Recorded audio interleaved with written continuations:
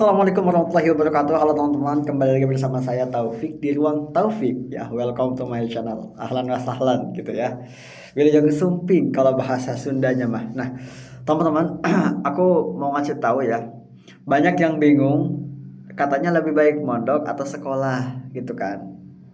Nah, jawabannya itu bukan mana yang lebih keren, bukan mana yang lebih wow, atau bukan mana yang lebih gagah atau apa gitu ya. Tapi mana yang paling membentuk dirimu, mana yang paling membentuk karakter teman-teman, mana yang paling cocok untuk teman-teman bisa ke depannya itu jauh lebih baik kayak gitu. Nah, ada beberapa poin yang ingin saya sampaikan. Pertama, kenali tujuanmu. Ya, maksudnya kenali tujuan hidup kamu itu kalau misalkan mau mondok seperti apa, kalau misalkan mau kuliah atau sekolah seperti apa tujuannya kayak gitu kan. Kalau misalkan kayak gini contoh, kalau tujuannya untuk memperdalam agama, pengen tahu ilmu nahu, ilmu sorof, ilmu balaghah, ma'ani, bayan, tajwid, fikih, tauhid, maka lebih cocok mondok dibanding sekolah. Kalau misalkan teman-teman yang pengennya ya fokus kayak ilmu pengetahuan alam, IPS, pengetahuan apalagi pemerintahan. Nah, itu cocok ke sekolah gitu kan. Bukan berarti di pesantren gak ada kok. Cuman kayak di dunia nyata aja gitu langsung seperti contoh ilmu pemerintahan di pesantren ada. Biasanya ada yang namanya pengurus Rois atau pengurus dewan guru, struktur kepengurusan itu kan ilmu dari pemerintahan. Cuman bedanya kalau misalkan di sekolah itu dibahas kayak lebih ke materi atau ya lebih materi. Kalau misalkan di pondok itu kayak lebih langsung gitu praktik di lapangan seperti itu. Cuman mungkin kembali ke teman-teman ya kayak gitu. Kalau misalkan mau fokus kayak memperdalam agama, maka ilmu itu bisa digunakan didapat di pondok pesantren kayak gitu. Atau misalkan pengen keduanya gitu kan gitu. Tapi kalau misalkan keduanya itu bukan susah ya, bisa aja sih, tapi tidak semua orang bisa kayak gitu. Jadi pertama kembali kepada kenali tujuanmu ya, kembali kepada tujuan teman-teman mau seperti apa. Yang kedua, lihat karakter teman-teman, kenali karakternya gitu kan. Kalau misalkan butuh lingkungan yang disiplin, terarah, pondok bisa mengarahkan itu. Kalau misalkan teman-teman sebelumnya kadang suka telat, kadang suka gak fokus, kemudian bingung pekerjaan sehari-harinya itu kayak gak sesuai gitu kan dengan jadwal. Pokoknya kalau mau bagus kita lakukan, kalau gak boleh gak usah misalkan atau enggak lakukan. Nah, pengen teman-teman berubah dari itu, maka pesantren jawaban yang paling tepat teman-teman. Tapi kalau misalkan teman-teman lebih kayak berkembang, eksploritas, kemudian banyak kegiatan di luar, organisasi, kemudian traveling, vlogger, maka buat teman-teman cocoknya ya sekolah kayak gitu. Jadi artinya tidak pesantren, cuman mungkin sayangnya tidak sepaham tentang apa yang dipelajari di pesantren terutama untuk ilmu agama. Tapi itu kembali kepada teman-teman ya, gitu. Saya mah hanya berikan gambaran saja. Yang ketiga, lihat kebutuhan teman-teman. Lihat kebutuhan, bukan gengsi ya. Maksudnya gimana? Banyak orang yang terlihat kayak pengen terlihat tren gitu kan. Karena trennya bukan karena kebutuhan. Makanya kenapa banyak orang yang mungkin bisa dibilang belum eh, sukses ya atau masih gagal. Ya, gagal itu wajar. Karena kan setiap orang pasti punya kegagalannya dalam usahanya kayak gitu. Kalau dari kata guru saya itu adalah kegagalan adalah terminal menuju kesuksesan atau bagian daripada kesuksesan. Jadi wajar aja gitu. Tapi bagaimana kita bisa menyikapinya untuk ketika kita jatuh kita bangkit lagi, jatuh bangkit lagi, begitu pun seterusnya sampai akhirnya ditakdirkan oleh Allah untuk bisa dan tepat gitu kan, cocok untuk bisa di posisi sukses kayak gitu. Nah, itu kan yang ketiga ya, teman-teman. Nah, yang keempat itu adalah lingkungan membentuk kebiasaan. Betul sekali, teman-teman. Gini, gambaran sederhananya, ketika teman-teman misalkan tidak mandi 1 bulan ya, contoh misalkan. Tapi teman-teman suka gabung dengan orang yang punya parfum, bibit parfum atau di toko parfum. Nah, kira-kira teman-teman bakal kecipratan nggak wanginya? Pasti dong bakalan kerasa gitu kayak mandi setiap hari gitu kan karena wangi gitu. Tapi kalau misalkan sebaliknya teman-teman suka punya parfum yang brand-brandnya mahal dari luar negeri lah ya, kita sebut dari luar negeri, kemudian suka mandinya 5 kali sehari gitu kan, setiap mau sholat kita mandi dulu.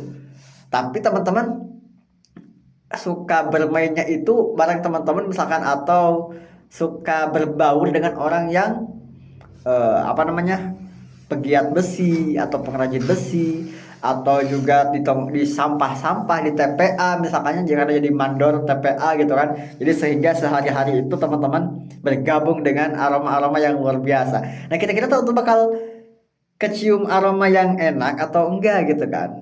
Pasti bakal kecipratan nggak enak kan. Nah, begitupun kehidupan teman-teman.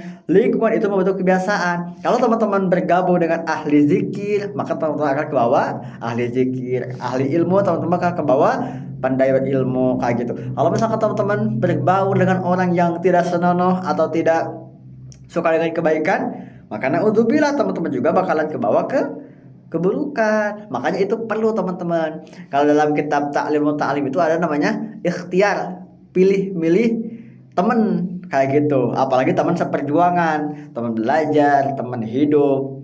Pokoknya kita harus bisa memilah-memilih gitu. Bagaimana kita bisa memilah itu supaya dari pertemanan itu kita bisa tumbuh karakter yang baik, tumbuh ilmu, pengalaman, insight yang bagus gitu kan, dan wawasan, relasi. Nah, itu yang perlu kita perhatikan kayak gitu.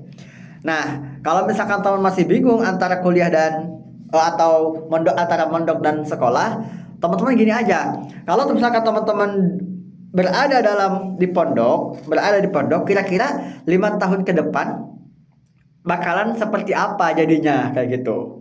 Nah, pikirnya ke sana kayak gitu. Kalau misalkan contoh, saya mau mondok aja, atau misalkan mau pilih mondok. Kenapa pilih mondok? Karena saya pengennya 5 tahun ke depan setelah mondok saya paham ilmu fikih, ilmu tauhid, ilmu tajwid, ilmu qiraah, ilmu balaghah, ma'ani bayan.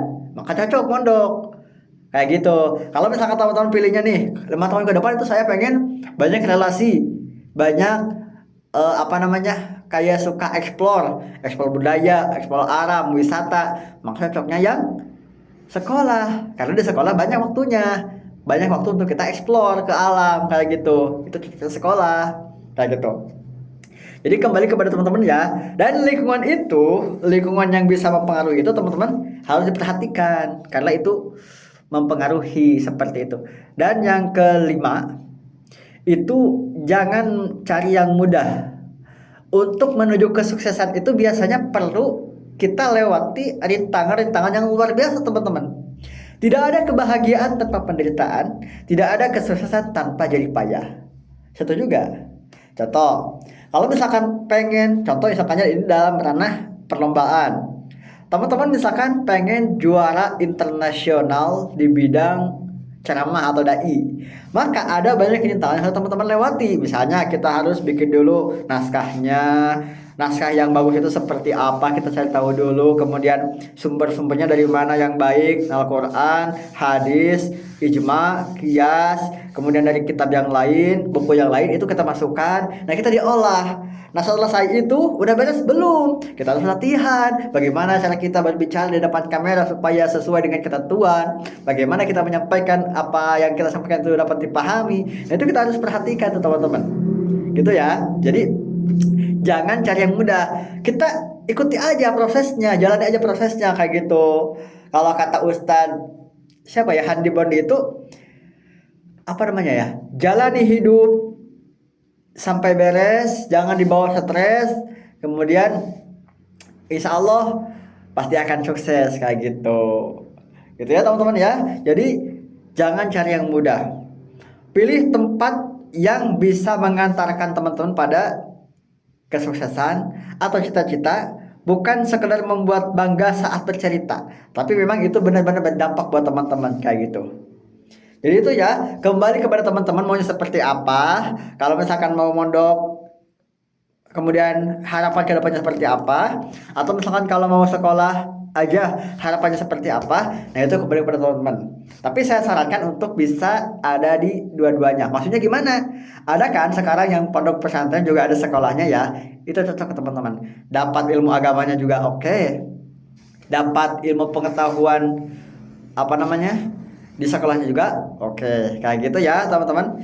Boleh teman-teman. Kalau kata guru saya itu bilangnya kalau dalam bahasa Sunda ya, sanes sakola bari masantren atau napi sanes masantren bari sakola, tapi masantren sareng sakola. Nah, ada kata sareng. Jadi kalau Indonesia itu adalah bukan mondok kemudian sambil sekolah atau sekolah sambil mondok, tapi mondok sama sekolah. Jadi seperti itu. Jadi artinya karena kan kita tahu ya, ilmu agama tanpa ilmu pengetahuan apa? Jawab. Itu dia, ilmu pengetahuan tanpa ilmu agama apa? Nah, mungkin teman-teman paham ya.